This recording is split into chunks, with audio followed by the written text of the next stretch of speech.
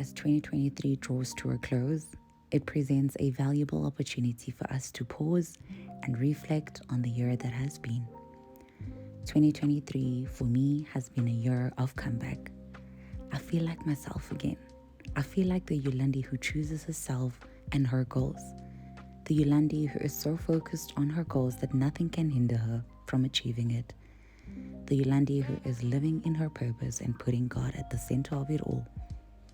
2023, you have been good. Thank you.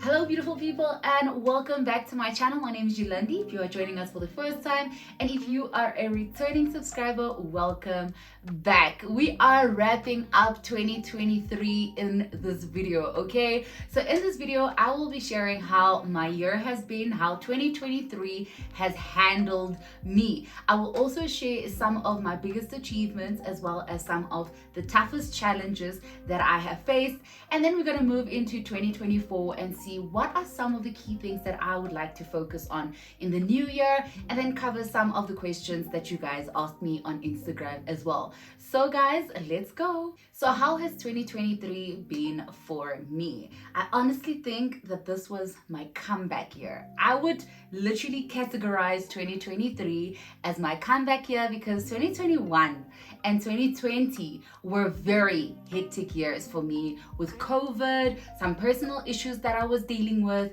Those 2 years, 2020 and 2021, were pretty difficult for me. And then 2022 happened. 2022 was a year of healing for me. I cried so much last year, and I remember when I made my wishes for 2023, I said to myself, less crying, but still growth.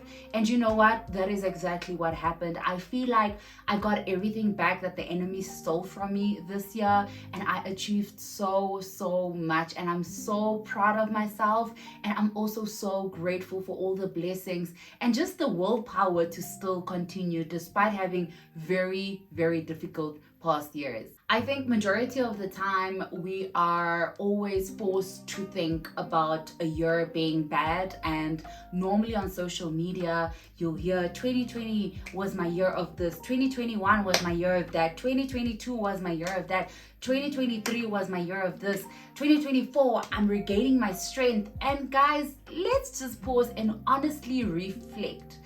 I mean, life is difficult in general, right? But have you sat down and thought about, okay, you know, from 2020 maybe, because let's take it, COVID happened. From 2020 up until now, how has my life changed? You know, comparing 2023 to other years for me personally has made it such a better and a positive experience. So I would encourage you to really just sit down and think about, how has your year been? Social media is forcing us to think, oh, the year was so difficult. Every single year can't be difficult. At some point we need to grow. At some point we need to have a better life, you know, coming out of a year. At some point we need to feel better about ourselves coming out of a year. And 2023 is genuinely that type of year for me. I feel so proud of myself, and I really feel like Yolandi is back. Yolandi, she's here and she's ready to mess it up, okay? I feel like this year I genuinely ticked so many goals and things that I never ever thought that I'll ever be able to achieve. Things that weren't on my vision board. But you know what? I made the decision that it's going to be a better year for me, and I ticked a majority of my goals as well as additional stuff that was not on my vision board. And for 2024, that's the exact same energy that I'm entering the year in. It's going to be one amazing year.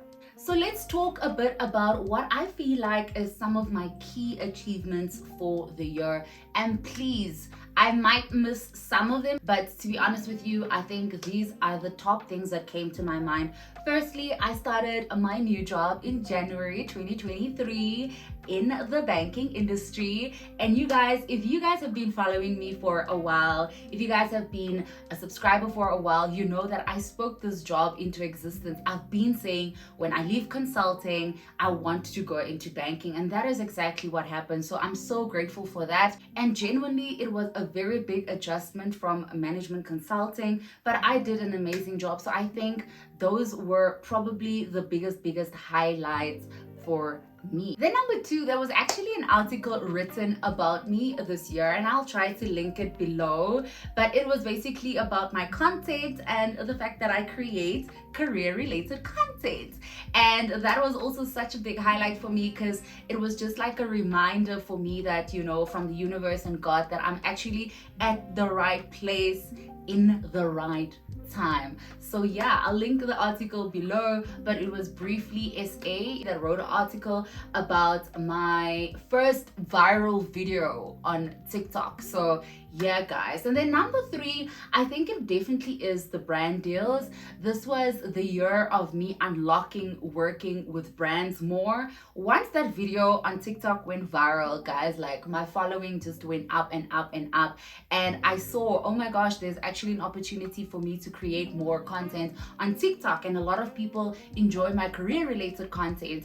And I started, you know, kind of like creating more content. Right now I think I'm probably on about 7,500 followers on TikTok, and guys, when I say next year I want to grow, that is exactly what I want to do. Then number 4, I would definitely say personal growth. Where I am right now from a personal growth perspective and where I stand from a healing perspective, I'm very content. You know, I was a people pleaser, like a very big people pleaser, and I had a lot of scars from childhood, but I've worked on that, especially in 2021 and 2022, and hence I'm saying I feel like I regained myself and my strength again this year, and I feel like Yolandi again this year. But yeah guys, now I stand up for myself. If something doesn't serve me well, I walk away, and I'm saying, hey, it's okay, and I just know when to walk away from situations as well. But yeah, I'm definitely showing up for myself way more and choosing myself in situations, and I think for me that is a very big bonus for me, because this is going to help me in the long run. And then the last highlight and achievement, which is more of a highlight than an achievement, but guys, I absolutely love traveling so much. I did a solo trip this year, oh my gosh, and it was so amazing. And if you are scared to travel by yourself, baby girl, baby boy, you're going to wait for your friends, your family forever. I say take that trip. It's not that difficult. Just make sure that you plan yourself some activities to do throughout the day. I basically went there to rest, to reset. I was chilling at the pool. I will link the video for you guys if you haven't watched it. But yeah guys, I definitely did a solo trip, and it was the most amazing thing ever. I did a couple of other trips as well, not as much as I wanted to, but next year we'll see how things go. Hopefully, you know what, let me pause there. I'm not even gonna make promises, because I know next year is a very hectic year for me and I need proper commitment, so the traveling might just be less. Then having a look at some of the challenges, and guys, I don't like to call it setbacks, I love to call it challenges, because that sounds more positive to me. And when my brain hears a challenge, it wants to automatically, like, you know, get over that challenge. But yeah guys, some of the challenges, I think firstly was the transition from management consulting into my now banking career. I made a lot of videos with regards to how the change is basically like handling me. I made a transitioning video, so I'll link that for you so you guys can check that out as well. But yeah guys, I think that was probably the biggest challenge, but I had to literally think. I've got some like rough notes that I made for this video, but I literally had to think, okay, like what were some of my biggest challenges, because genuinely speaking, it's been a good year, you know, it's been a very good year for me. Then I think from a healing perspective, there were a couple of times this year where I was pretty much triggered, and I had to sit with myself and really ask myself, okay, so why are you triggered? Where is this tying back to? Because frankly speaking, I did not do therapy as much as I did in 2021 and 2022, because the goal of therapy is to actually help you be self-efficient, to help you to help yourself. So I had to do like a lot of sit downs when I was triggered this year, because I didn't have a therapist to speak to. I had to sit down and really ask myself, okay, so like, why are we triggered? You know, like, where does this tie back to? What is it that we need to work on? How do we move on from this? Luckily, I've got a bestie. So much love for you, my Gabby girl, that listens to me every single time I get triggered, and we always chat about our triggers. And I would just say it's so important for you guys to have like a proper support structure, you know, and someone you can share these things with, because it does make it a bit easier. Then I think one of the other challenges that I've had is family dynamics. I am my mom's only girl and I am the youngest sibling, but I have majority of the work that needs to be done for the family that is reliant on me and not my brothers. And you guys know, if you are an elder daughter, that responsibility of taking care of the family really lies on you. So I think like I had to do a lot of like setting boundaries with my parents and a lot of talks with my brothers to say, hey guys, like here is where I need you guys to show up and here is where I will show up. So those are one of the challenges as well. But you know what? Family dynamics is always something that is going to be there, but it is always important to make sure that you set boundaries and that you communicate what you feel and how you would like things to pan out. And then one of the other challenges, and I probably think this is tied back to one of the questions that were asked, which is something that we'll touch on to later in this video, but I had to let go of a number of friendships this year. Believe it or not, I had to sit with myself and assess which friendships are really beneficial to me and which ones are draining me. And one thing about me, as soon as I feel like someone drains my energy, I am gone, baby. The one thing about me is I'm not gonna waste my energy on things that does not contribute to my life. So I had to, and I know it sounds bad, but I had to cut off a lot of friendships. And guys, we growing up, we are evolving, we're becoming different people, so it is okay to cut off certain friendships. And I did that, some of them communicating why I'm cutting off the friendships and some of them not. But cutting off friendships and just choosing better for myself is also something that I did this year. And I think it ties back into one of my achievements that I spoke to earlier on, of not being a people pleaser. At some point you need to draw the line. I was just so tired of always being the friend to reach out, the friend to understanding, the friend to always check in. No, we all in this friendship together. It's like any relationship. You guys are in it together and it can't be one-sided. So I said, bye, okay? I said bye. And I don't regret it. I've seen the positives throughout the year and I am grateful I did that and chose myself and didn't worry about anyone's feelings, because frankly speaking, my feelings and my priorities comes first. So what is in store for 2024? Now you guys know that I normally set up a vision board for myself, and that is just a nice way of keeping myself accountable in terms of what I would like to achieve for this year. I don't sit down in December to do my vision board. I normally sit down in early Jan and just write down what is it that I want to do. Here is a vision board video for you guys as well, if you guys don't know how to create one, but I created this video a couple of years ago and I still follow the same process as we speak right now. At the top, and if you follow me for a while or you watch my vlogs, you would know there's this board on top of like my mirror, which is like my shoe stand. That is where my vision board is. It stays there, it's up there, and I see my goals every single time I look up, so that I'm reminded of what is it that I need to work on for the year. But yeah, what is in store for this year? Frankly speaking, a lot. I must say, I don't know how consistent I am going to be with my vlogs on YouTube, but I think you guys will definitely get like a lot of sit down videos. And the reason why I'm saying this is because 2024 requires a lot of my time. It requires a lot of like energy into this one big thing that I'm starting next year.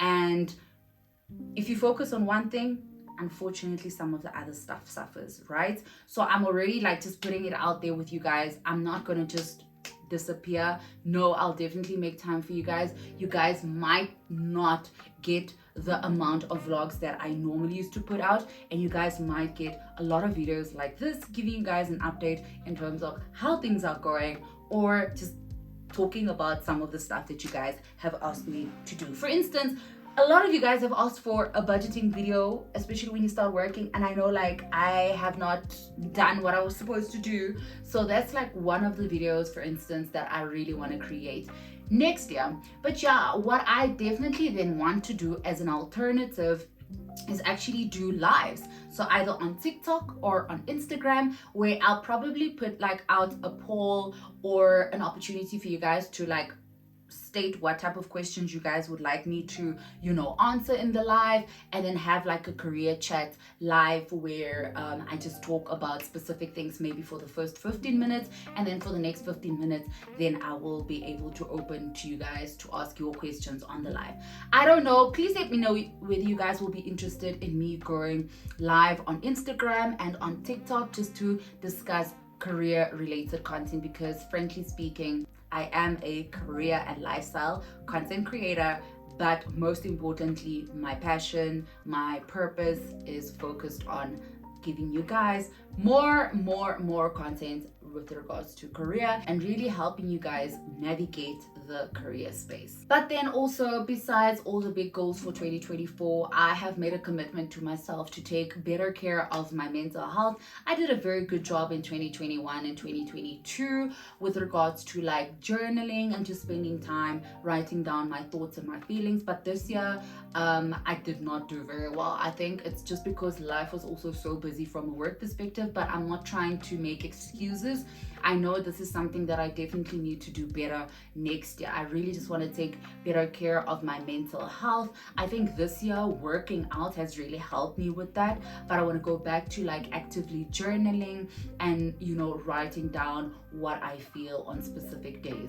And then yeah guys, I also feel like next year I need to really do more work with regards to my routines, whether it's my morning or night routine. I really just want to establish better routines because my life is going to require that next year.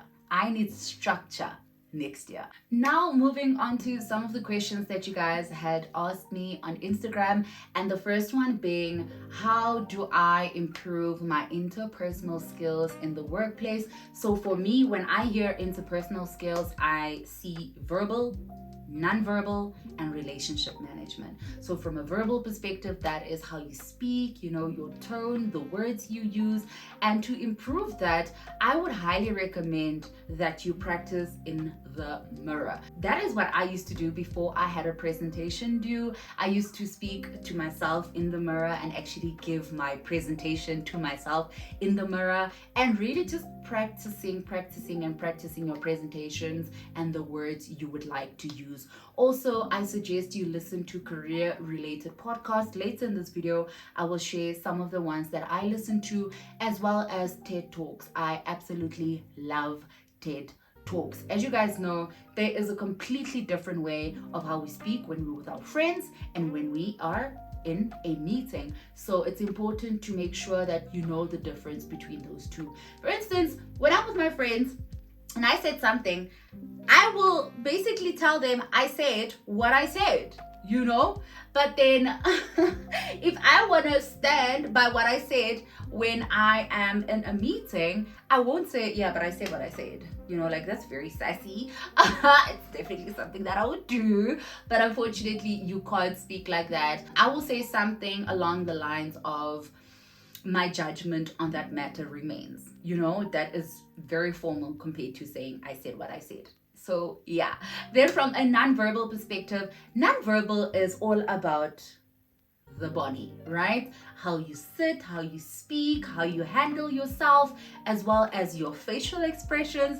So with those, I actually received training when I started in consulting. I received training on this, and I suggest you check out some YouTube videos with regards to how to make sure that your body language is always positive. You know, me sitting like this and saying hi guys, welcome to my channel, versus me sitting like this and saying hi guys, welcome to my channel. Completely different body language, verbal, Do you get what I'm saying? Then moving on to relationship management. This is all about like how you're building relationships with your co-workers, with the people within the office. And for me, I always say I like building genuine connections. You guys would know I always say this on my channel. Make sure that you build genuine connections and just be genuine towards the other person, and naturally your relationship with that person will improve.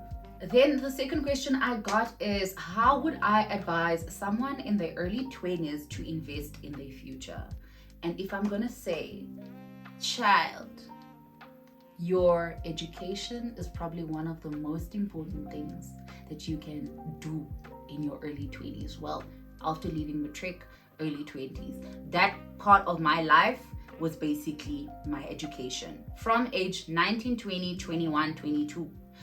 19, 20, 21, 22. Yes, because I was at varsity for 4 years. Those were the times that I invested in my education. When I tell you boys was not a priority in my life, guys, and you know boys are not a priority even now, up until this day. Boys were not a priority in my life, okay? So I would always say, make sure that you invest in your education, because the one thing that education is going to give you is the future that you want. But I always say it's important to plan. Let's say you've studied already, you need to plan, okay? Choose a job that you know you'll enjoy. Go for something that is related to your passion, something that excites you. Otherwise, you're going to wake up every single day. You're not going to feel like going to the office.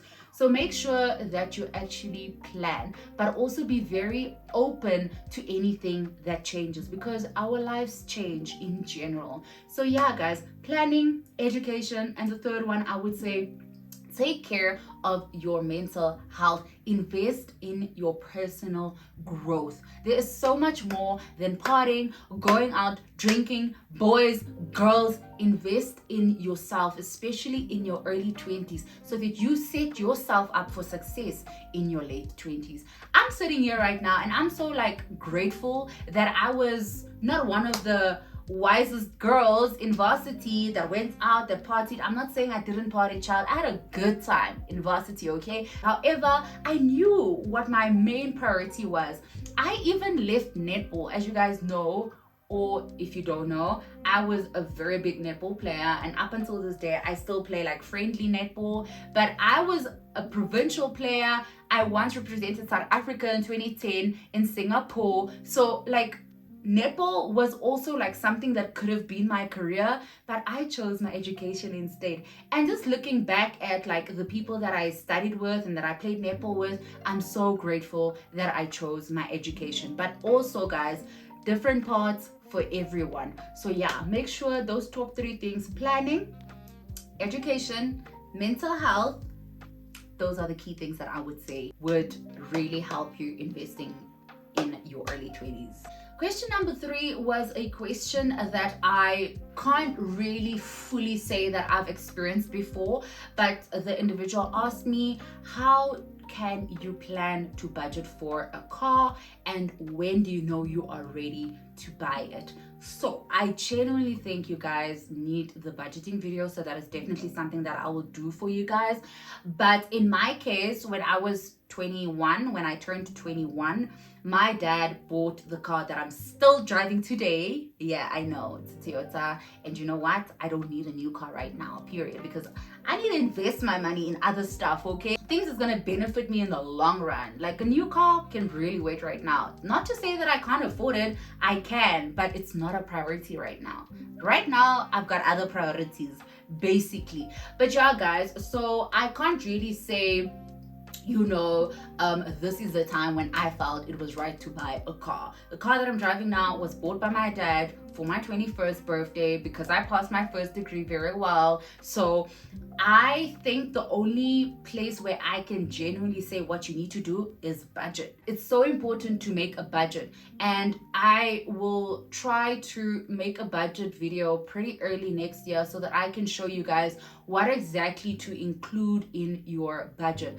But basically, if you budget for everything that is required in your budget and you still have money to live throughout the month, and it includes, in that budget, it includes the car, then absolutely you are probably ready to buy a car. But I would also say, guys, get a financial advisor.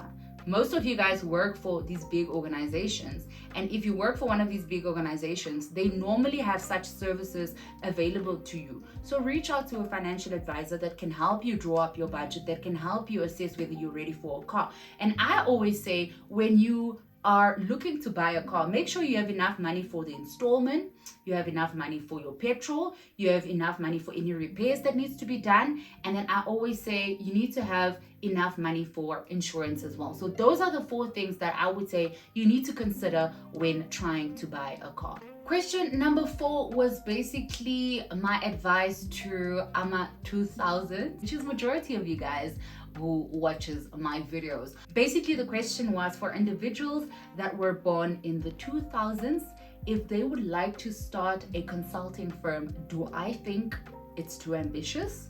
And no, absolutely not. If you have an idea in mind that you want to execute, if that is your goal, don't let anyone tell you that it's too ambitious and you won't be able to do it. If you've got a very good value proposition for your potential customers or your potential market, then do it. Don't let anyone tell you that a goal or a dream is too big to be achieved. So if you have a very good value proposition, set up your business plan and go to the relevant people that you think could help you. Then question number 5 was, has social media been beneficial to my career in any form or shape? And I won't really say formally, like I'm not hired because I'm on social media or I'm an influencer. However, it has helped me with other stuff, like for instance being confident and being able to speak well in meetings, and those things I think do definitely contribute to my career. For instance, my manager knows I'm pretty well spoken and I can handle a meeting, I can manage a meeting when he's not in the room, so he doesn't mind me going to meetings that he's not available for, if you know what I mean. So yeah, like from a confidence perspective, how I speak perspective, recently I did like a show at work, a internal TV show at work. And I mean, the reason why I couldn't do that is because I have a YouTube channel and I'm used to speaking to a camera. So it generally increases your confidence a lot. And I think just in life in general, like when I step outside, I've got very high confidence, okay? When I step outside, it's easy for me to speak up. The one big thing I would say I absolutely love about social media is the fact that I can tap into other parts of me. So basically like my other gifts that God gave me. Like I am someone that loves to be in front of the camera, like since a very young age. I was the one that used to pose for all the pictures. And I was always the one practicing. I remember like I would normally like just stand there and act like I'm teaching and write stuff on the board and speak to like a fake audience that was in front of me. So it's always been something that I enjoyed. And I think another thing is social media opened up the door for me to start working with brands. I'm a content creator and it has opened up another way for me to make an income, and that is with working with brands. And then question number 6 was, which career related podcast do I listen to? So I'm gonna put up a screen for you guys so that you guys can maybe screenshot this, but I love listening to TED Talks. Majority of the podcast that I listen to is on Spotify. So I love listening to TED Talks. It's called TED Business. And then I also love The Diary of a CEO by Stephen Bartlett. If you guys don't know him, run and go follow him, his podcast. I also love a podcast called PayPod, and this is basically like a payments and fintech show, and that is something that I enjoy as well. I also like the podcast called My Millennial Career, so I will put that for you guys on the screen. And then I actually listen to a lot of like psychology related podcasts, not much so career related podcasts. I would listen to a career related podcast when I'm on my way to the office. However, when I do go for walks, I tend to not want to think about work, so I listen to a lot of like self-help psychology related podcasts, and some of those that I listen to is How to Be a Better Person by Natasha Barker. And then I also absolutely love The Mindset Mentor by Rob Dial. And then I also listen to The Psychology of Your 20s by iHeart Podcast. And then I also love In Hindsight by Hints, Black Girls Heal, as well as Worth the Wait. I listen to the Highest Self podcast by Sarah Rose as well. And I absolutely love Teachings by Eckhart Tolle. So those are the podcasts that I listen to. Then number 7 is, how does one navigate friendships as you grow up? Now, like I said to you guys earlier on, fortunately, we all grow, we evolve, we become better people, our experiences shape us, and we all don't end up in the same life path or life journey as when we were back in high school, as when we were back in varsity. So navigating friendships, I always say you need to make time for the people who make time for you. If people or a friendship or any relationship doesn't contribute to you, what is the point of being there? And stop feeling guilty about cutting people off. It's okay. If a friendship doesn't align to where you are in your life anymore and it doesn't help you go from this level to another, then why are we still keeping these individuals around?